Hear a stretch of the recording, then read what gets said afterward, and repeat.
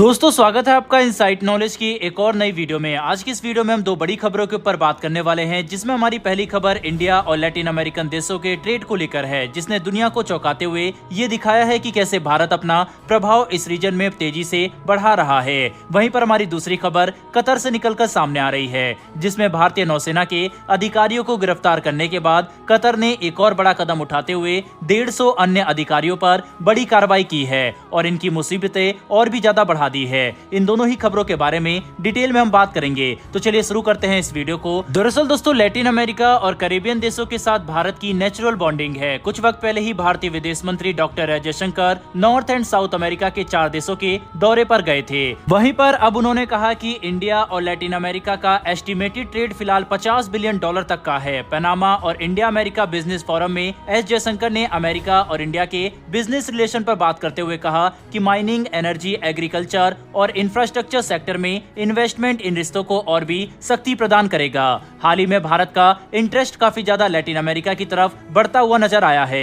एक तरफ जहां इंडिया का मार्केट इन्वेस्टमेंट यूरोपियन कंट्रीज में काफी ज्यादा देखने को मिलता है, तो वहीं साउथ अमेरिका की तरफ भारत अपना इंटरेस्ट अब बढ़ा रहा है और अपना मार्केट चलाने की जीतोड़ कोशिश कर रहा है। इसीलिए डॉक्टर एस जयशंकर लगातार लैटिन अमेरिका में पकड़ बनाने की कोशिश कर रहे हैं। अगर इंडियन एक्सपोर्टर और सरकार अपने एक्सपोर्ट प्रमोशन को गंभीरता से और सिस्टमैटिक रूप से तेज करती है, तो भारत के लिए अगले 5 वर्षों में अपने निर्यात को लगभग $20 मिलियन तक बढ़ाने की क्षमता है। क्राइसिस के समय में Latin America less expensive sources से बने प्रोडक्ट की तलाश करते हैं। हालांकि चीन इस एक्सपेक्टेशन पर अभी तक खरा उतरा है, लेकिन अमेरिका चीन पर अपनी एक्सेसिव डिपेंडेंस को कम करना चाहते हैं। विशेष रूप से कोरोना वायरस के बाद से, इस महामारी के बाद से चीन पर विश्वास की कमी बढ़ रही है। इसीलिए अभी दुनिया के बाकी देशों की तरह लैटिन अमेरिका भारत को अपना सबसे ज्यादा विश्वसनीय दोस्त मानकर चल रहा है। यानी कि साफ है कि सिर्फ भारत ही नहीं, बल्कि इस दोस्ती में और बिजनेस को बढ़ाने में लैटिन अमेरिका भी काफी ज्यादा इंटरेस्टेड है। लैटिन अमेरिका इंटरनेशनल ट्रेड के लिए गोल्डीलॉक जोन में आता है।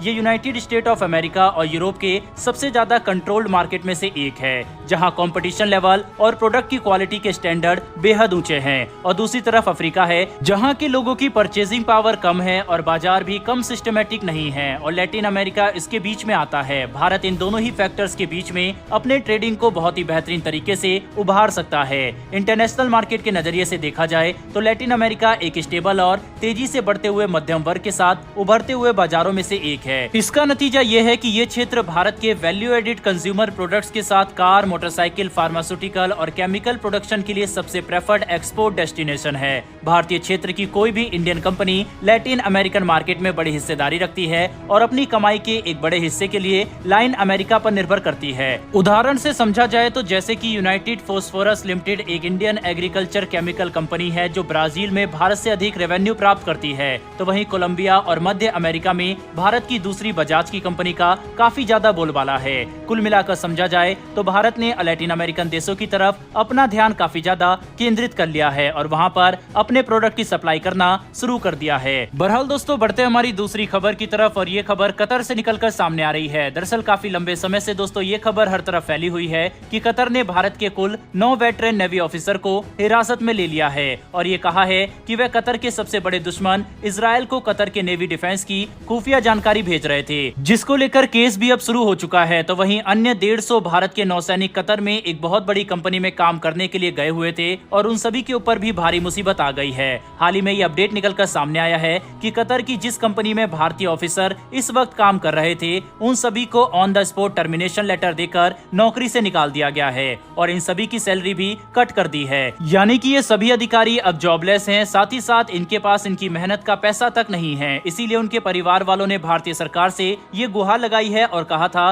कि इनकी ओर से जो केस लड़ा जाएगा इसका पूरा खर्चा भारतीय सरकार उठाए, जिसके लिए भारत सरकार ने मंजूरी भी दे दी है। यानी कि कहीं ना कहीं साफ हो रहा है कि भारतीय सरकार अपनी नेवी ऑफिसर को सपोर्ट कर रही है और इसके लिए बहुत जल्द एक बड़ा कदम भी उठा सकती है। लेकिन अचानक से इस तरह से कॉन्ट्रैक्ट तोड़ देना और सैलरी ना देना कहीं ना कहीं वहां काम कर रहे लोगों के साथ हो रही नाइंसाफी को दर्शाता है। अब आगे देखना दिलचस्प रहेगा कि इस मुद्दे पर भारतीय सरकार सामने आकर कौन से बड़े कदम उठाती है। फिलहाल हमारे आज की इस वीडियो में इतना ही। अगर दोस्तों आपको ये इन्फॉर्मेशन और वीडियो पसंद आई हो तो वीडियो को लाइक करके हमारी आने वाली डेली वर्ल्ड अफेयर्स से जुड़ी ऐसी वीडियो के लिए चैनल को सब्सक्राइब कर बेल नोटिफिकेशन अवश्य दबा लें। फिर मिलेंगे ऐसी एक नई वीडियो के साथ। धन्यवाद। जय हिंद।